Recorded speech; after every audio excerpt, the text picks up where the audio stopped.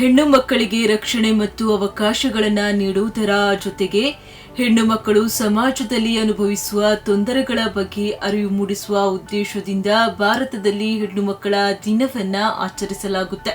ಹೆಣ್ಣು ಮಗುವಿನ ಸುರಕ್ಷತೆ ಮತ್ತು ಶಿಕ್ಷಣದ ಬಗ್ಗೆ ಪ್ರತಿಯೊಬ್ಬರೂ ಯೋಚಿಸಬೇಕು.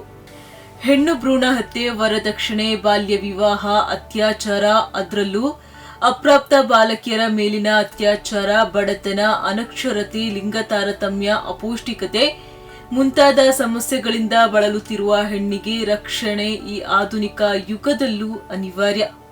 ಕಲಿತ ಹೆಣ್ಣು ಕೂಡ ಉದ್ಯೋಗದ ಸ್ಥಳದಲ್ಲಿ ದೌರ್ಜನ್ಯ ಅನುಭವಿಸುವುದು ನೋಡಿದ್ದೇವೆ. ನಮ್ಮ ಸುತ್ತಲಿನ ವಾತಾವರಣ ಹೇಗಿದೆ ಎಂದರೆ, ಬಾಲಕಿಯರನ್ನ ಆಟವಾಡಲು ಹೊರಗೆ ಕಳುಹಿಸಲು, ಶಾಲೆಗೆ ಕಳುಹಿಸಲು, ಸಂಬಂಧಿಕರ ಅಥವಾ ಸ್ನೇಹಿತರ ಮನೆಗೆ ಕಳುಹಿಸಲು ಕೂಡ ಯೋಚಿಸುವ ಪರಿಸ್ಥಿತಿ ಬಂದಿದೆ. ಈ ಎಲ್ಲ ಸಂಕಷ್ಟಗಳನ್ನ ಮೀರಿ ನಿಲ್ಲಲು ಹೆಣ್ಣು ಮಕ್ಕಳನ್ನ ರಕ್ಷಿಸಿ ಅವರಿಗೆ ಸೂಕ್ತ ಶಿಕ್ಷಣ ಕೊಡಿಸುವುದು ಮತ್ತು ಹೆಣ್ಣು ಮಕ್ಕಳ ಹಕ್ಕುಗಳ ಬಗ್ಗೆ ನಾವು ಹೆಚ್ಚಿನ ಅರಿವು ಬೆಳೆಸಿಕೊಳ್ಳುವುದು ಅಗತ್ಯವಾಗಿದೆ. ಈ ಹಿನ್ನೆಲೆ ವಿವಿಧ ಶಾಲೆಗಳಲ್ಲಿ ಮಕ್ಕಳಲ್ಲಿ ಅರಿವು ಮೂಡಿಸುವ ವಿವಿಧ ಕಾರ್ಯಕ್ರಮಗಳನ್ನ ಏರ್ಪಡಿಸಲಾಗುತ್ತೆ.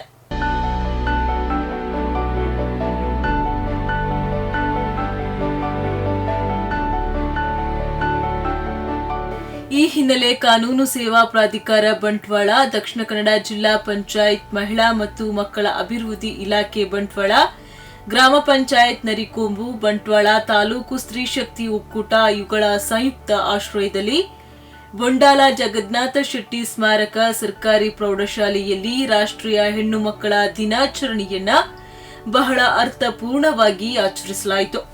ಕಾರ್ಯಕ್ರಮದ ಅಂಗವಾಗಿ ಶಂಭೂರು ರಸ್ತೆಯಿಂದ ಶಾಲೆಯವರೆಗೆ ನಡೆದ ಜಾಥಾ ಕಾರ್ಯಕ್ರಮವನ್ನು ಬಂಟ್ವಾಳ ವಕೀಲರ ಸಂಘದ ಅಧ್ಯಕ್ಷ ದೀಪಕ್ ಕುಮಾರ್ ಜೈನ್ ಬ್ಯಾಂಡ್ ಬಾರಿಸಿ ಉದ್ಘಾಟಿಸಿದ್ರು. ಬಳಿಕ ಮಾತನಾಡಿದ ಅವರು, ಈ ಕಾರ್ಯಕ್ರಮದ ಮೂಲಕ ಮಕ್ಕಳಿಗೆ ಕಾನೂನಿನ ಅರಿವು ಮೂಡಿಸುವ ಉದ್ದೇಶವಾಗಿದೆ. ಪ್ರತಿಯೊಬ್ಬರೂ ಕಾನೂನಿನ ಮಾಹಿತಿ ಪಡೆದುಕೊಂಡು ಅಪರಾಧ ಪ್ರಜ್ಞೆಯ ಅರಿವನ್ನ ಹೊಂದಿರಬೇಕು ಎಂದು ಇಂತಹ ಕಾರ್ಯಕ್ರಮಗಳನ್ನ ಆಯೋಜನೆ ಮಾಡಲಾಗುತ್ತೆ ಎಂದು ಅವರು ತಿಳಿಸಿದ್ರು. ಬಳಿಕ ನಡೆದ ಸಭಾ ಕಾರ್ಯಕ್ರಮವನ್ನ ದೀಪ ಬೆಳಗಿಸಿ ಉದ್ಘಾಟಿಸಿ ಮಾತನಾಡಿದ ತಾಲೂಕ್ ಪಂಚಾಯತ್ ಉಪಾಧ್ಯಕ್ಷ ಅಬ್ಬಾಸ್ ಅಲಿ ಅವರು, ಹೆಣ್ಣು ಮಕ್ಕಳಿಗೆ ಅವಕಾಶವನ್ನ ನೀಡಿದಾಗ ಸಬಲರಾಗುವುದರಲ್ಲಿ ಸಂದೇಹವಿಲ್ಲ. ವ್ಯವಸ್ಥೆಯಲ್ಲಿ ಮಹಿಳೆಯರನ್ನ ಅಬಲೆ ಎಂದು ಬಿಂಬಿಸಲಾಗಿದೆ ಹೊರತು ಅವಳ ನಿಜವಾದ ಶಕ್ತಿಯ ಬಗ್ಗೆ ಅರಿವಿದೆ ಎಂದು ತಿಳಿಸಿದ್ರು.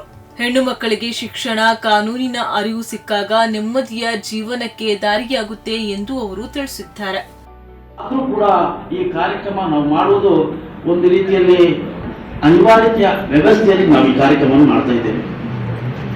ಎಲ್ಲವನ್ನೂ ತಿಳಿದಿರುವ ನಾವುಗಳು ಸರ್ಕಾರ ಬೇರೆ ಬೇರೆ ವ್ಯವಸ್ಥೆಗಳನ್ನು ಮಾಡಿದ್ರೂ ಕೂಡ ಲಿಂಗಾನುಪಾತ ಕಡಿಮೆ ಆಗುವುದು ಯಾವ ಕಾರಣಕ್ಕಾಗಿ ಅಂತ ಹೇಳಿದ್ರೆ, ನಮ್ಮಲ್ಲಿ ಪ್ರತಿಯೊಬ್ಬರಿಗೂ ಮನಸ್ಸಿಗೆ ಇನ್ನೊಬ್ಬರು ಹೇಳಿಲ್ಲ, ಪ್ರತಿಯೊಬ್ಬರಿಗೂ ಒಂದು ಹೆಣ್ಣಿಗೆ ಅವಕಾಶವನ್ನು ಮಾಡಿಕೊಟ್ರೆ, ಒಬ್ಬ ಸ್ತ್ರೀಗೆ ಅವಕಾಶವನ್ನು ಮಾಡಿಕೊಟ್ರೆ, ಗಂಡಿನಷ್ಟು ಸಮಾನವಾದ ಅವಕಾಶಗಳನ್ನು ಮಾಡಿಕೊಟ್ರೆ ಯಾವತ್ತೂ ಗಂಡಿಗಿಂತ ಹೆಣ್ಣು ಯಾವತ್ತೂ ಶ್ರೇಷ್ಠ ಮತ್ತು ಯಾವತ್ತೂ ಸಬಲ ಎನ್ನುವುದನ್ನು ಪ್ರತಿಯೊಬ್ಬರಿಗೂ ಗೊತ್ತಿದೆ. ಆದರೆ ಕಾರಣಾಂತರಗಳಿಂದ ಬೇರೆ ಬೇರೆ ಪಿಕ್ಚರ್ಗಳಲ್ಲಿ ಬರುವಂತ ಕೆಲವು ವ್ಯವಸ್ಥೆಗಳು, ಕೆಲವು ಟಿವಿ ಮಾಧ್ಯಮದಲ್ಲಿ ಬರುವಂತ ಕೆಲವು ವ್ಯವಸ್ಥೆಗಳು, ಕೆಲವು ಗ್ಲೋಬಲಿ ಮಾರ್ಕೆಟಿಂದ ಕೆಲವು ವ್ಯವಸ್ಥೆಗಳಿಂದಾಗಿ ಹೆಣ್ಣನ್ನ ಅಬಲೆ ಎನ್ನುವುದು ನಿಜಕ್ಕೂ ಅತ್ಯಂತ ದುರದೃಷ್ಟಕರ.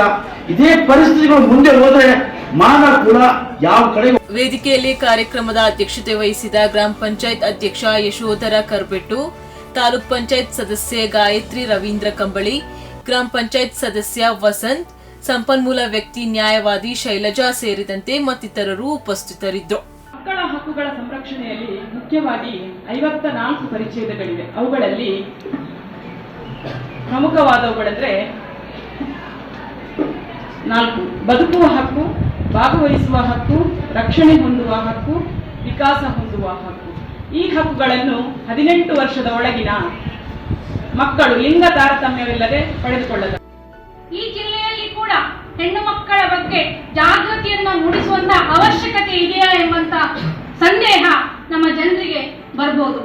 ಆದರೆ ಇವತ್ತಿನ ದಿನದ ಲಿಂಗಾನುಪಾತವನ್ನ ನಾವು ಗಮನಿಸಿದಾಗ, ನಾವು ಮುಂದುವರಿದ ಜಿಲ್ಲೆ, ಶಿಕ್ಷಣದಲ್ಲಿ ಮುಂದುವರೆದಿದ್ದೇವೆ ಅಂತ ಹೇಳಿದ್ರು ಕೂಡ ನಮ್ಮಲ್ಲಿ ಹೆಣ್ಣು ಮಕ್ಕಳ 0 ಇಂದ 6 ವರ್ಷದ ಹೆಣ್ಣು ಮಕ್ಕಳ ಸಂಖ್ಯೆ ಗಂಡು ಮಕ್ಕಳ ಸಂಖ್ಯೆಗಿಂತ ಇಳಿಮುಖ.